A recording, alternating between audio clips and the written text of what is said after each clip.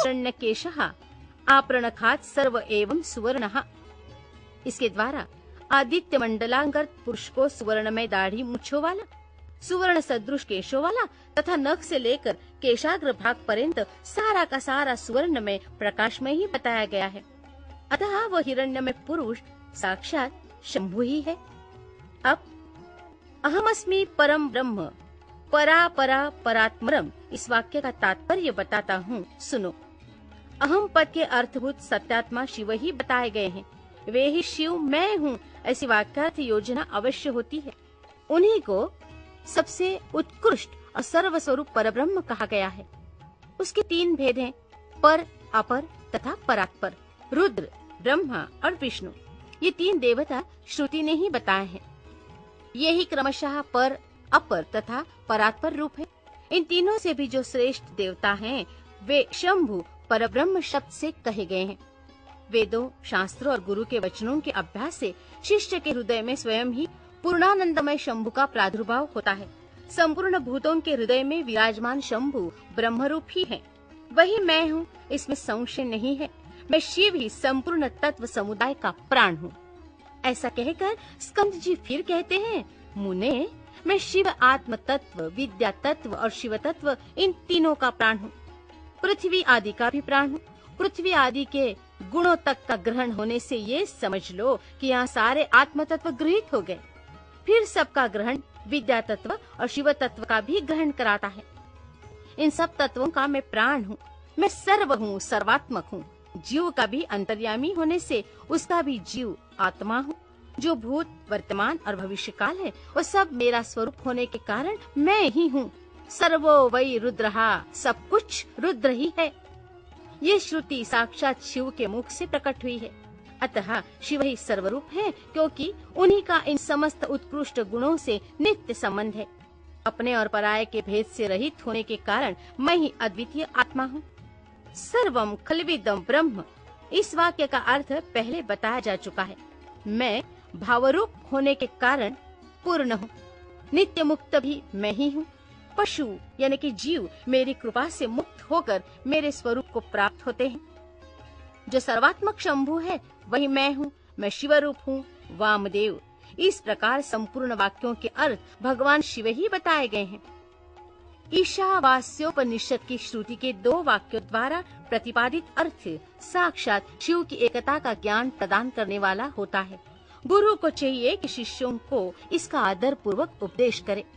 गुरु को उचित है कि वे आधार सहित शंख को लेकर अस्त्र, मंत्र, फट से तथा भस्म द्वारा उसकी शुद्धि करके उसे अपने सामने चौकर मंडल में स्थापित करे। फिर ओंकार का उच्चारण करके गंध आदि के द्वारा उस शंख की पूजा करे। उसमें वस्त्र लपेट दें और सुगंधित जल भरकर प्रणव का उच्चारण करते हुए उसका पूजन करें। तत्पश्चात 7 बार प्रणव के द्वारा फिर उस शंख को अभिमंत्रित करके शिष्य से कहें, हे शिष्य, जो थोड़ा सा भी अंतर करता है, भेदभाव रखता है, वो भय का भागी होता है। ये श्रुति का सिद्धांत बताया गया, इसलिए तुम अपने चित्त को स्थिर करके निर्भय हो जाओ। ऐसा कहकर गुरु स्वयं महादेव जी का ध्यान करते हुए उन्हीं के रूप में शिष्य का अर्चन करे। शिष्य के आसन की पूजा करके उसमें शिव के आसन और शिव की मूर्ति की भावना करे। फिर सिर से पैर तक सद्योजातादि 5 मंत्रों का न्यास करके मस्तक, मुख और कलाओं के भेद से प्रणव की कलाओं का भी न्यास करे।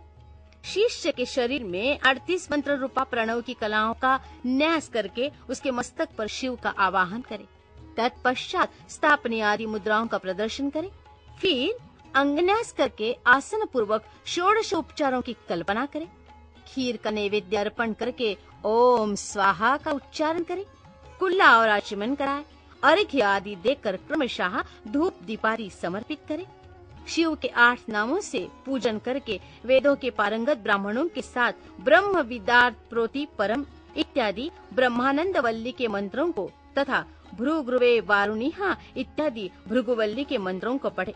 तत्पश्चात यो देवानां प्रथमं पुरस्तात् से लेकर तस्य प्रकृति लीनस्य यहाँ परः स महेश्वरः तक महानारायणोपनिषद के मंत्रों का पाठ करे। इसके बाद शिष्य के सामने कहार आदि की बनी हुई माला लेकर खड़े हो गुरु शिव निर्मित पांचासिक शास्त्र के सिद्धि स्कंद का धीरे धीरे जप करे। अनुकूल चित्त से पूर्णोहम इस मंत्र तक का जप करके गुरु उस माला को शिष्य के कंठ में पहना दे। तदनंतर ललाट में तिलक लगाकर संप्रदाय के अनुसार उसके सर्वांग में विधिवत चंदन का लेप कराए। तत्पश्चात गुरु प्रसन्नता पूर्वक श्रीपाद युक्त नाम देकर शिष्य को छत्र और चरण पादुका अर्पित करे। उसे व्याख्यान देने तथा आवश्यक कर्म आदि के लिए गुरुवासन ग्रहण करने का अधिकार दे। फिर गुरु अपने उस शिव रूपी शिष्य पर अनुग्रह करके कहे, तुम सदा समाधिस्थ रहकर मैं शिव हूँ इस प्रकार की भावना करते रहो। योग कहकर वो स्वयं शिव को नमस्कार करे। फिर संप्रदाय की मर्यादा के अनुसार दूसरे लोग भी उसे नमस्कार करें। उस समय शिष्य उठकर गुरु को नमस्कार करे, अपने गुरु के गुरु को और उनके शिष्यों को भी मस्तक झुकाए।